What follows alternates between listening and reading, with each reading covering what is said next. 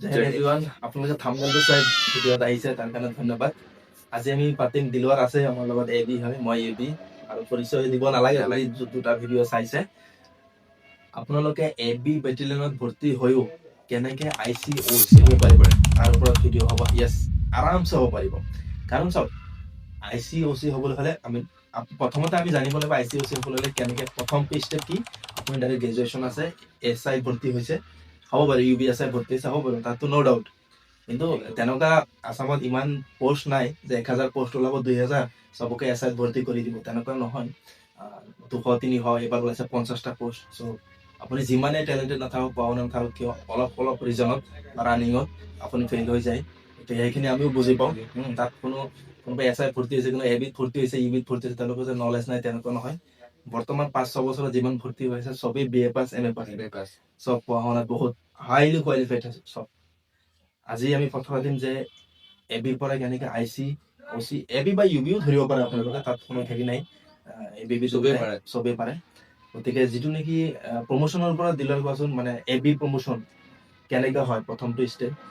AB যদি কোনো exam নিদিয়ে, ডিপাৰ্টমেণ্টেলি বা এক্সাম নিদিয়ে, তেখেত তেওঁলোকৰ প্ৰথম ভৰ্তি হোৱা পৰা 8 বছৰ হলে লেচনাৰেট হয়, এডাল ফিটা। তাৰপিছত নেক্সট আকৌ 16 বছৰত আকৌ নায়ক হয়, দুডাল ফিটা।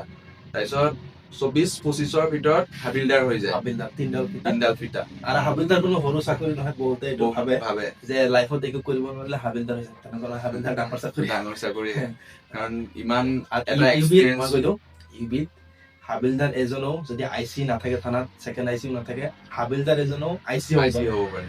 আউটপোষ্ট পেট্ৰল পোষ্ট IC চলাব পাৰে, ইনচাৰ্জ দিব পাৰে। গতিকে সেইটো এটা সৰু চাকৰি নহয়। তাৰপিছত এইটো হৈ গ'ল, হাবিলদাৰ হৈ গ'ল, তাৰপিছত ABSI হৈ যায় অলপ দিন পিছত। কোনো এক্সাম নিদিয়াকে, বহুতে এক্সাম নিদিয়ে, টাইম স্কেল হোম ডিষ্ট্ৰিক্ট পায় বহুতে। কাৰো প্ৰমোচন হ'লে হোম ডিষ্ট্ৰিক্ট নাপায়। কাছাৰত দি দিব, আমি নগাঁও আছো ন, দি দিব কাছাৰ, পৰাগফেলি, এইফালে ধৰক তিনচুকীয়া, এইফালে ধৰক ধুবুৰী চাইডে লয়াৰ আছাম, ধুবুৰী নলবাৰী দি দিব। প্ৰমোচন হ'লে য'ত আছিলে তাৰ পৰা চেঞ্জ কৰিবই। এইটো মাফি নাই। এইটো হৈ গ'ল তোমাৰ নৰ্মেল প্ৰমোচনটো, যিটো কাৰণে আপোনালোকে ৱেইট কৰি আছিলে। কৈ দিয়া নেকি? সেইটো IC কেনেকুৱা পাৰে। ৰিচেণ্টলি এটা নটিচ ওলাইছে। নটিচ বৰ্তমান কি কৰিছে, আপুনি মই দিলৱাৰ এবি, মই ইউবি, ঠিক 5 বছৰ দুয়োৰে চাকৰি হৈ গ'ল। আমি দুয়োজন হায়াৰ ছেকেণ্ডাৰী পাছ, আমি ASI এক্সাম দিব পাৰিম। ইউবি ASI থানাৰ যিটো নেকি ছেকেণ্ড IC বুলি ক'ব পাৰি, ইউবি ASI হ'ব পাৰিম আমি দুয়োজন 5 বছৰ চাকৰি হোৱাৰ পিছত। তাৰ ঠিক 3 বছৰমান পিছত SI এক্সাম পাতে, ইউবি SI এক্সাম দিয়াৰ লগে লগে অবভিয়াছলি IC OC হ'বই। যেতিয়া ধৰক এতিয়া চাকৰি হৈছে 5 বছৰ হৈছে, 3 বছৰ 5 হৈ গ'ল ASI, 3 বছৰ পিছত হৈ গ'ল SI, 8 বছৰত SI, ঠিক পিছৰ 8 বছৰত ইন্সপেক্টৰ হৈ যাব। তেতিয়াতো OC তাত ঠিক 8 বছৰ 10 বছৰ DSP হৈ যাব পাৰে। তেতিয়া বৰ্তমান প্ৰমোচনটো আমি আৰু এই গোটেই প্ৰক্ৰিয়াটো আছে Assam police manual part 3 rule 16ৰ ক্লজ এ হ'ব লাগে। ভালকে চাই আমি লিখি দিম বাৰু বস্তুটো হেৰিত, মানে নতুন ৰুল মতে হৈছে বস্তুটো। আগতে এনেকুৱা নাছিল, আগতে প্ৰমোচন একদম বুঢ়া হৈ যায়, তেতিয়া মানে SI এক্সাম দিব পাৰে। বৰ্তমান বহুত হাইলি কোৱালিফিকেশ্যন ল'ৰা ছোৱালী সোমাই আছেতো বস্তু, আৰু ক্ৰাইম বোৰ বাঢ়ি আছে। বস্তুবোৰ মানে আৰু কোৰ্টত কিমান কেছ পেণ্ডিং হৈ থাকে। ক্ৰাইম বেছি হলে, পপুলেশ্যন বাঢ়িলেতো LODT বাঢ়িবই, লাইনৰ ডিউটি বেছি হৈ যায়। বিভিন্ন ধৰণৰ আজিকালি এটা ক'ৰবাত খেল হলেও পূজা হলেও পুলিচ যাব লাগে তাত, আগতে নাযায়, নগলেও হৈ যায়। কিন্তু প্ৰমোচনৰ ভিডিঅ'টো কেনেকুৱা লাগিল আপোনালোকে জনাব। আপুনিও যদি ইউবিত আছে ভালকে পঢ়ক। আচ্ছা, নেক্সট সৰি ইউবিত যদি আপুনি ডিপাৰ্টমেণ্টেল এক্সাম হয়, কেনেকে হয়, 150 মাৰ্কছৰ এক্সাম হয়, 75 মাৰ্কছৰ ল আহে, আৰু 75 মাৰ্কছৰ আহে আপোনাৰ জিকে, ইংলিছ, ৰিজনিং মেথছ নাহে।